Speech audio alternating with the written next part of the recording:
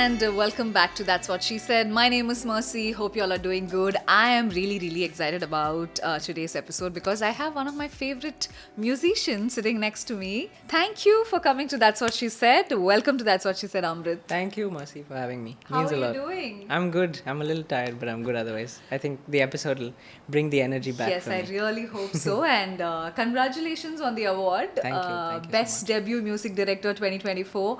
It was so nice to see that yesterday. I was so excited because we were shooting today, and yesterday you got the award. How do you feel? I feel good. I feel I'm very happy for the journey that this movie has taken me in terms of being my debut as music director, and it's really opened doors for me in ways that I never thought it would. And I'm really excited to further do more movies as music director. Right. So I have to tell you before we start the episode, right, how I found you for the first time. So I was just, of course, scrolling on Instagram and I found your O Rangre's cover. That's exactly how I found you. And oh my God, such a beautiful cover. That's one of my favorite songs, actually. And I saw you sing it and I was like, wow, this guy's got a very good voice and the way you sang it. And I didn't know you were Bombay Jayashree's son, right? That's like good. I did not, I did not know that. And then I think right after that, Manase came. Yes, correct. About like a couple of weeks after. Right. So then that's when I knew that okay, you're a independent musician, and I thought probably you're doing covers. But Manase, again, I have to tell you, like it's like a household song for all of us. Like me, my husband, my sister, we wake up and then that's the first song that plays. Like it's like a setting our day kind of a song. So it's really good to have you on the show. Thank you so much. Really, it means a lot. Yes, so how has the response been, Amrit? Like Kadil Alepai, they just released, and I think, is this the first time you've done like a full blown music video? It's not the first time I've done a music video, but I'm definitely most proud of this music video because I think it's, for me, also shifted the narrative a lot. I've always wanted to be in front of the camera more and Right. in this capacity, so it's allowed me to do that. And I think the song comes from a very special place. It talks about the first time you experience the feeling of love Right. when you have butterflies in your stomach. So Right. and I think it's been fairly well received by people who've connected to that emotion. So Yes, definitely. yeah. It's. I think the song already is very nice, and the video also came out really cute. I think the chemistry that you both had was too good. I know Sanjana, Oh, so okay. I was seeing that video, and like you guys had some sort of chemistry. I was like, wow, it's really cute. Like really lovely video. Yeah. Nice. So tell me, Amrit, tell me a little about yourself. Did you grow up in Chennai? How did music happen to you? I do know that you come from a family of musicians. How did you end up here? For sure. I think I've always been surrounded by music growing up. My environment was such that at all times there'll be some music playing. Either Veetla, Amma will be singing, or my father sings also. Okay. Very passionately, not professionally though. But because they've been exposed to music from across the country, like across India, because they've lived all over the country, I was exposed to all kinds of music growing up. So even though we have a certain, I'd say classical background, it's not that I was only exposed to that. So I grew up with a lot of Qawwali music, a lot of film music from Bollywood from like the 70s, 60s. Oh, lovely. So Okay. all of that kind of culminated into music becoming my form of like expression. So it's always been like a second nature language of sorts. And I think growing up, I never really thought that I'll grow up and do music because it wasn't really an option. It was just like a way of sort of everyday life. Right. I did have phases where I wanted to become all kinds of things. I was obsessed with football. I still am.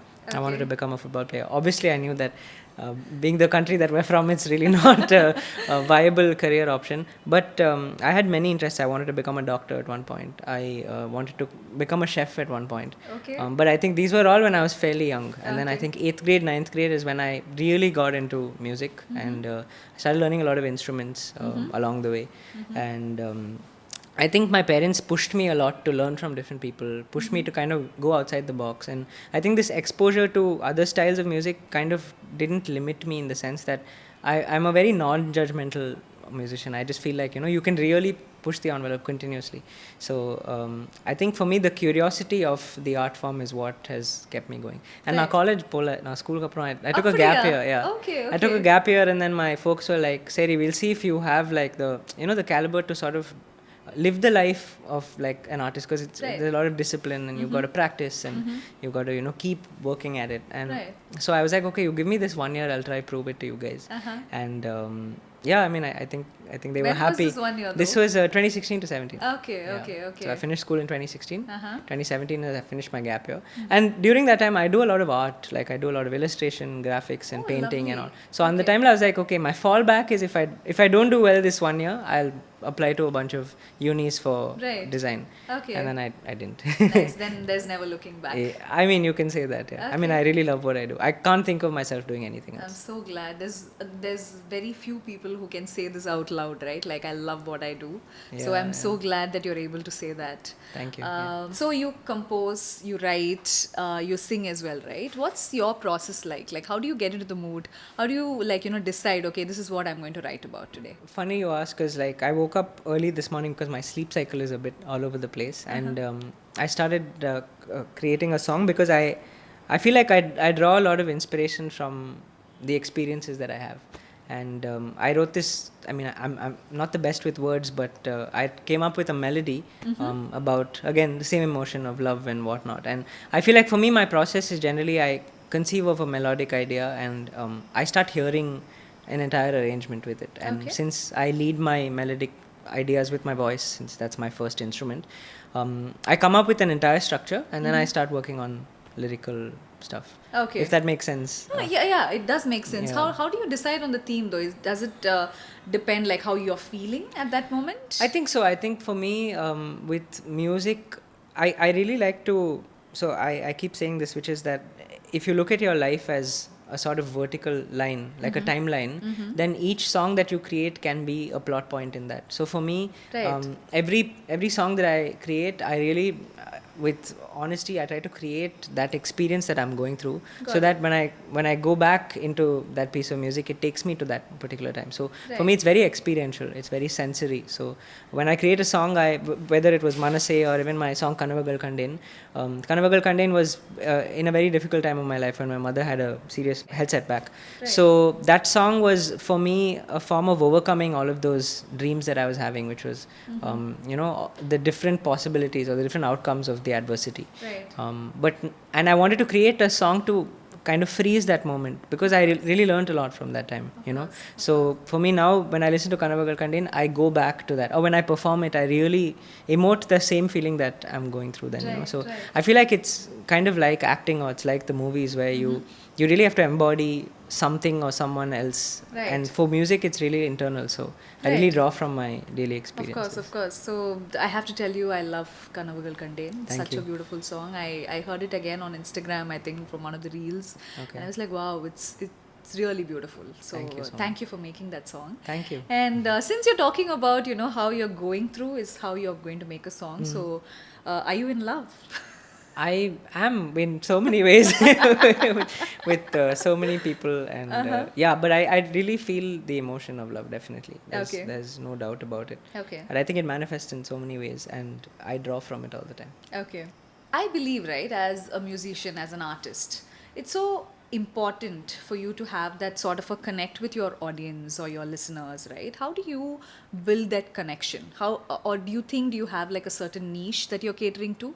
That's actually a really valid question, because I feel like as musicians, we're constantly thinking about the audience that we're creating for. And I think with this one film, for me, everything has kind of like, I've realigned my ideas, because this film kind of exposed me to a much larger audience. Exactly. That independent music, it's harder to reach such a large audience with independent music unless you have other ways of pushing the music. But I feel like with the film, what has happened is I was kind of allowed to create what I wanted to. My director Vineet was very collaborative. Yes. Be it Nyabagam, which is, I think as an independent song, Nyabagam would have sounded the same. It was not like because of films I had to do anything differently. Right. And I'm really grateful that Vineet gave me this kind of an opportunity.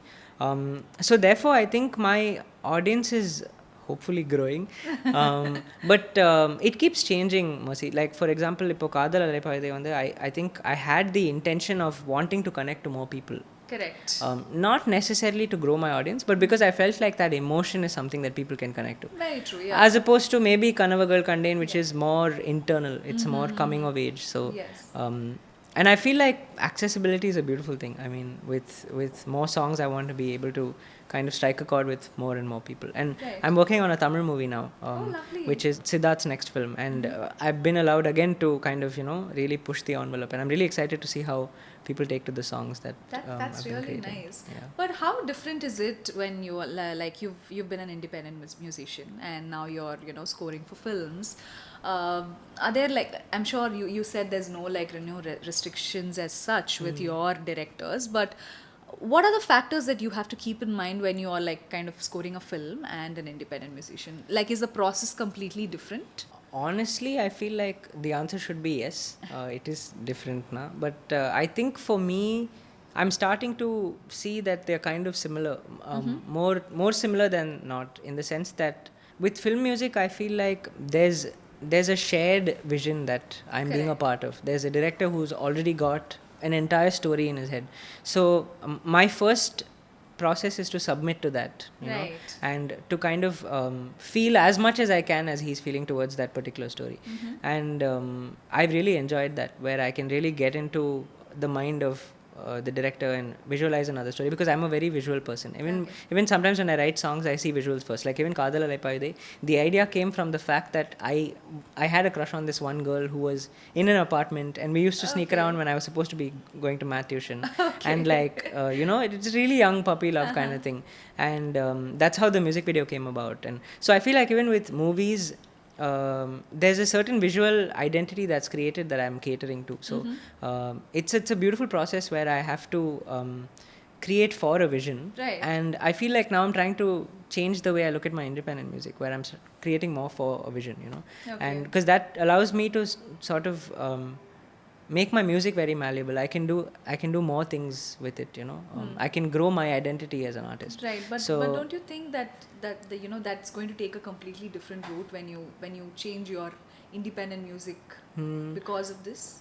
Appdi, I don't know, like I don't know if it will change the route, because I feel like at the end of the day I'm going to be really honest to myself. But if I'm honestly feeling something new, then I feel Right. like there's an opportunity for me to explore it.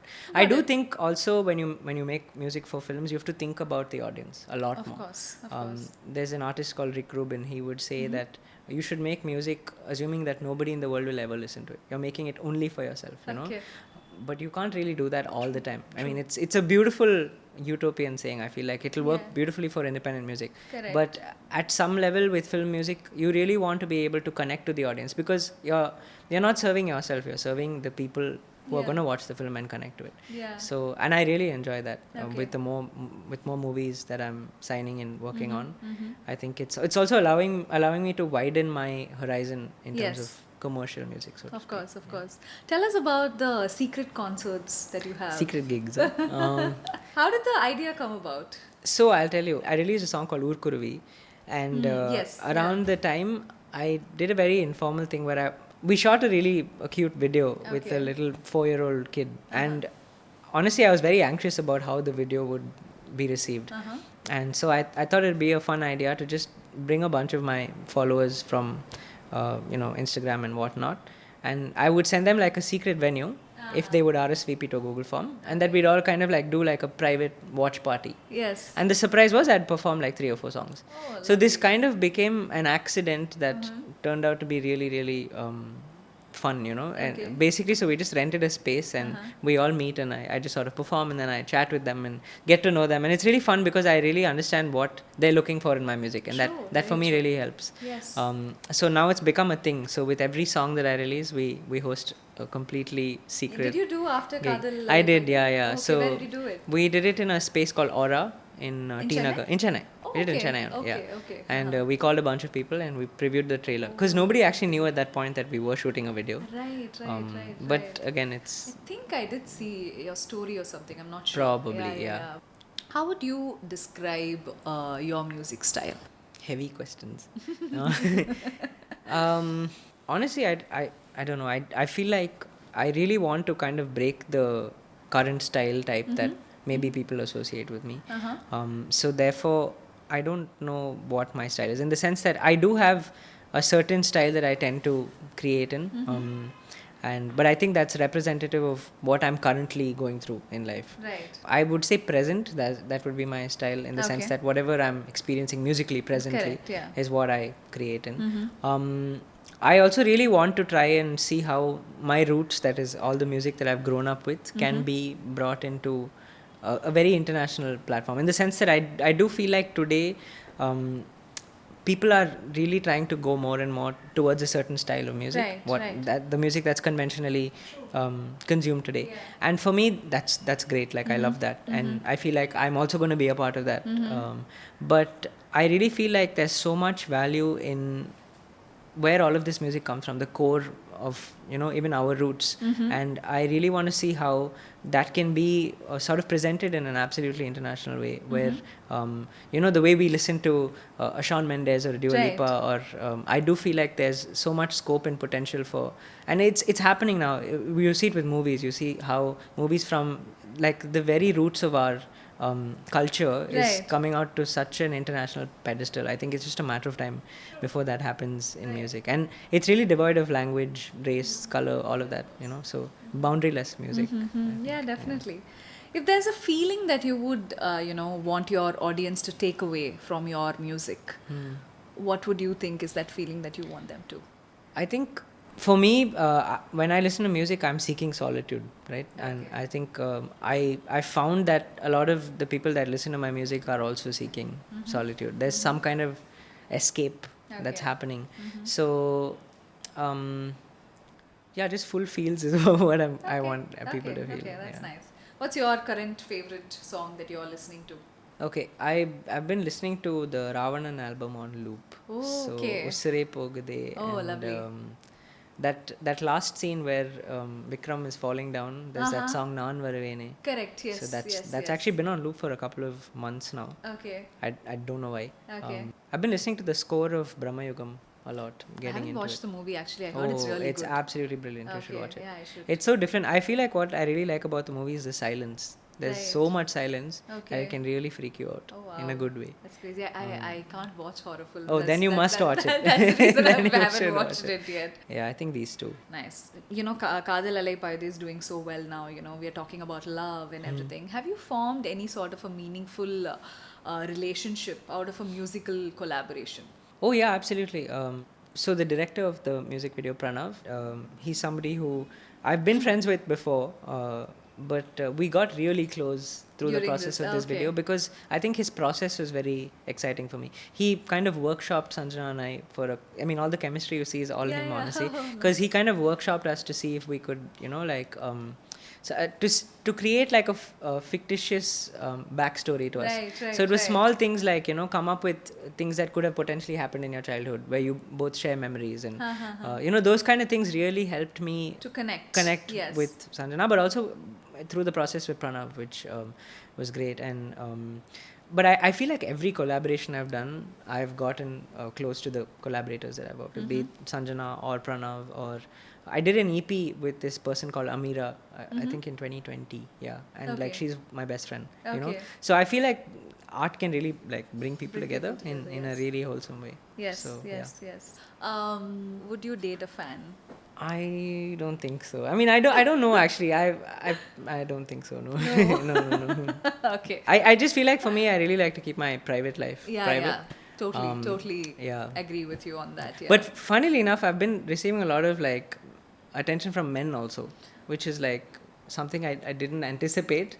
And See, validation is see, validation. Your I'm work not is gonna- good, right? It Yeah. doesn't have to be like a gender or Yeah, anything, yeah. so it doesn't matter. So that's nice. So, what's the most romantic thing someone has ever done for you?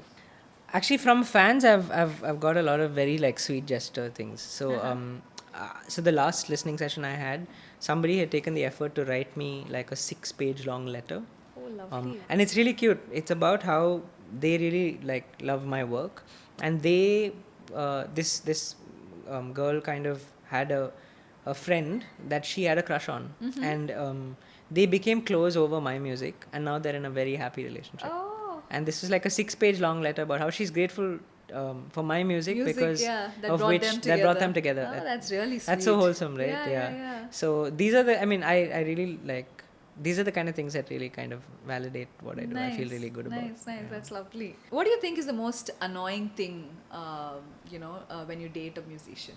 What do you think is the most annoying That's thing? a long list. I feel like drawing from personal experience. I feel like so the thing is, the main thing with me, and I feel like most artists will resonate, is that what we do is very different from a 9 to 5, right? Of We're not course. like, it's not like Anjumani kapram, okay, Yeah. now I'm gonna go chill kind of Yeah, thing. For us, yeah. like, I mean, we do chill. It's not like we have boring lives, but we're so consumed by what we do, especially Right. if it's like, say, I'm writing a song, or I'm shooting a music video, or I'm scoring for a film.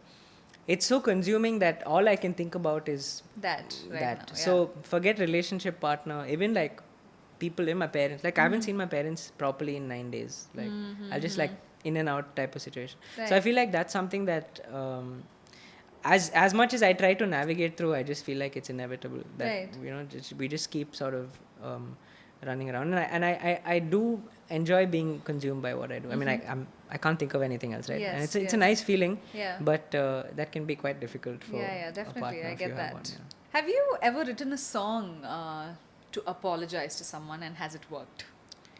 To apologize to someone, not yet, but I feel like I may in the future. There was a really close friend of mine that I had a fallout with, so Okay. maybe I would write a song about them. Okay. Yeah. Tell us about your future projects. So I'm actually writing a couple of songs. So Kadar Alai Paide is kind of part of a series of songs on love and the various Okay. emotions on love. Okay, so is it going to be an album? It's not actually. It's just going to Okay. be song after song. Okay. The next song is it's a song about uh, rain and love. Okay. Because I've always romanticized rain, Okay. and so I haven't written the words yet, but Murray will definitely be one of the words of the Okay. song. And then the third song is just about this feeling.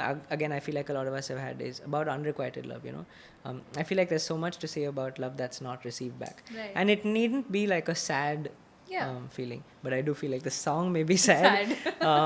The big thing that I'm excited for is my Tamil debut as music director. Yes. I'm really excited because it's I've kind of changed the from the previous album to now. There's been a lot of difference in the sense that I think the previous album I had to do a lot for the movie, Right. and now I feel like I'm trying to connect more to the people that will listen to my music. So I'm Yes. really anxious, but also really excited. Nice, but that's exciting. Like Yeah. 2025 has got a lot of Yeah, new things yeah. coming for you. Yeah, I'm yeah. glad. So let's move to the game section. Done. Giving expensive gifts in the early stages of dating. There's no like red, green, lukewarm flag, is it?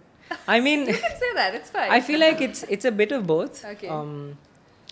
Because I feel like there's no need to give expensive gifts early on, unless you're trying to prove that, okay, hey, listen, I've got some money, like I've got it all. I feel Yeah. like that's the first communication that I'd get if someone is Right. giving me expensive gifts. Correct, But yeah. it's not a red flag. It's also. not a red flag, but still. It's not yeah. a green flag also. It's like an in-between flag. I'd Beige say. flag. Yeah, beige flag. Yeah. Right. Cool. You don't feature on their social media accounts. Depends. Depends flag, because if like you're somebody who's like a public personality and you want to keep your private life private Got so it. that people can only talk about your work, then I think it's fine. But Okay. then you should justify it by having an account where it's with your like friends. a Finsta. Yeah, like a Finsta where you can. Got it. If you're not on their Finsta, then hella red flag. Okay. Getting a tattoo of your name or initials or birthday. Of your partners, Yeah. red flag. Not I mean, happening. no. Yeah, it's I too mean, much. It's too much. Yeah. Yeah. I mean, yeah. Cool. Talking shit about their previous partners. Oh yeah, green flag only. It's Yeah, okay. yeah. It's Talk okay. I mean, shit. yeah, It's talk shit. I think okay. it's totally fine. Yeah, I mean, it's Yeah. part of good banter. I mean, you also want to see how you've improved, and you want to make it clear that okay, this doesn't work, this works. Got it. Okay, cool. Calling you out on your bullshit. Oh yeah, green flag. Okay. Takes astrology too seriously. Oh, you're red flag. Big red flag. I'm sorry. Believe what you see, man. Not some planetary positions. Okay, I'm great. gonna get a lot of shit for this, I think. No, man, not at all. I don't think so. Being friends with exes. Green flag. It's okay to Yeah, be. it's okay. Okay. Letting your partner know about all your past relationships. Yeah. Having a life outside the relationship. Oh yeah.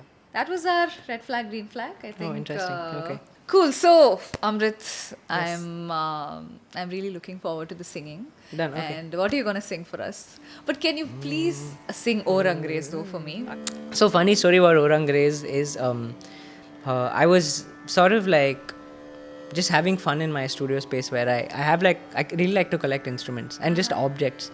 So I was just messing around with the different sounds of different objects. So I actually, funnily enough, don't do covers. Orang Graze is probably like the only cover I think that I put out. Yeah, Orang Graze happened because my friend Apurva, the violinist in that video, was recently on tour with Shankarji and Shankar Mahadevan.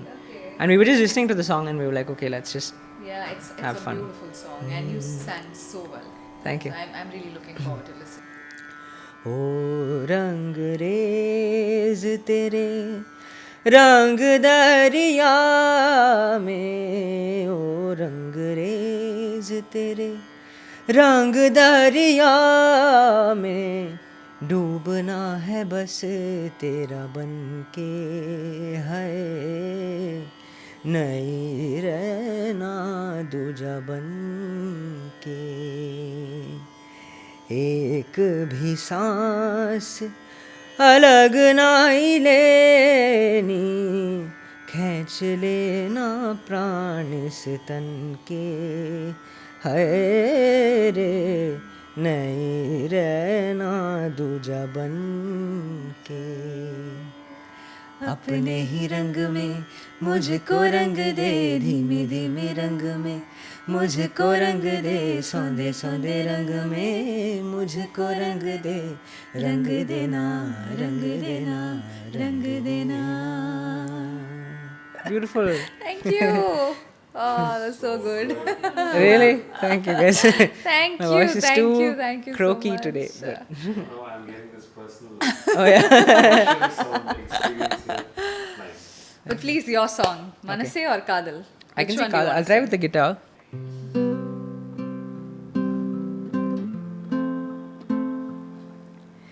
நீ அழைத்தால் உயிர் தாவுதே, நான் பேசும் வார்த்தையும் தடுமாறுதே, நீங்கும் நேரம் மனம் ஏங்குதே, கண்கள் பாலைவனம் ஆகுதே, காதல் கண்ணில் அலைப்பாயுதே, காதல் என்னுள் வழி தேடுதே, உன் நினைவில் எந்தன் விழி மூழ்குதே, காதல் கண்ணில் அலைப்பாயுதே, ஓ ஓ ஓ ஓ ஓ ஓ. Nice, lovely. Thank you, thank you. Can we get Manase also? Of course. காதோரம் சடுகுடு சத்தம், ஏதேதோ நூரோசை, காதோரம் சடுகுடு சத்தம், ஏதேதோ நூரோசை, காதோரம் சடுகுது சத்தம், ஏதேதோ நூரோசை, மனசே மனசே தள்ளி போ, வெசமே நீ வினி, உசிரே உசிரே வாசம் நானே நீ, காதோரம் சடுகுடு சத்தம், ஏதேதோ நூரோசை, காதோரம் சடுகுது சத்தம், ஏதேதோ நூரோசை. Okay, beautiful. Thank you, man. Thank you so much. I'm loving this. Lovely. I could maybe sing Nyabagam and talk about how like Yeah, that sure, happened. sure, So please. it's been spoken about a lot, but basically my mom had a very serious medical health setback in Right. 2023 March, and that was about when that was actually the same day that I signed my film. The same night my mom, she was on tour in the UK and she had a Right, brain yes, hemorrhage, and it was very very serious. So I basically had to fly down in like a day or so and just be by her side and whatnot. But one really beautiful thing that came out of it, other than the album 100,000 Dreams, which has Kanavagal and Nila and all, was the song Nyabagam. And I think hands down it's the most special song that I've created so far, because it came from a very emotionally deep space. And so basically how that happened was, my mom was in the ICU and she was just sort of coming out of her coma.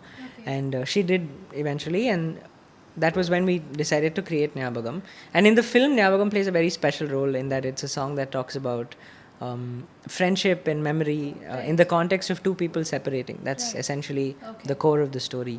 And we needed a song that is as loaded in terms of emotion. And I don't know why, but for some reason Vineet and I thought we'd ask my mom to write it, because she was also going through a lot, right? And she actually wrote the song before she could speak, because she was still in oxygen support and everything. So I would just actually spend most of my hours in the ICU with her.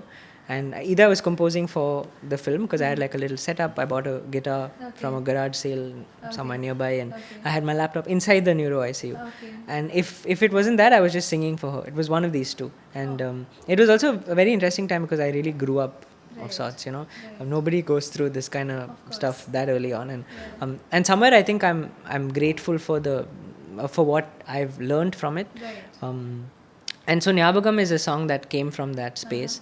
And so interestingly, even today, if I kind of listen to that song, that's what I was saying, right? For me, that's the best. That's the best part about music. Like, even if it's not my music, like there's a song called Chasing Cars by Snow Patrol, or Fix You by Coldplay. These are songs that I've associated in my life with some experience. And so for me, Nyabagam, I think, was the strongest version of that for me. So as an artist, I felt kind of fulfilled, in the sense that it really allowed me to get to the unabashed version of myself when I was creating. Like, I was uninhibited, because there was no space for me to be inhibited of sorts. So every time I sing the song, or every time I listen to the song, I'm really taken back to that time. So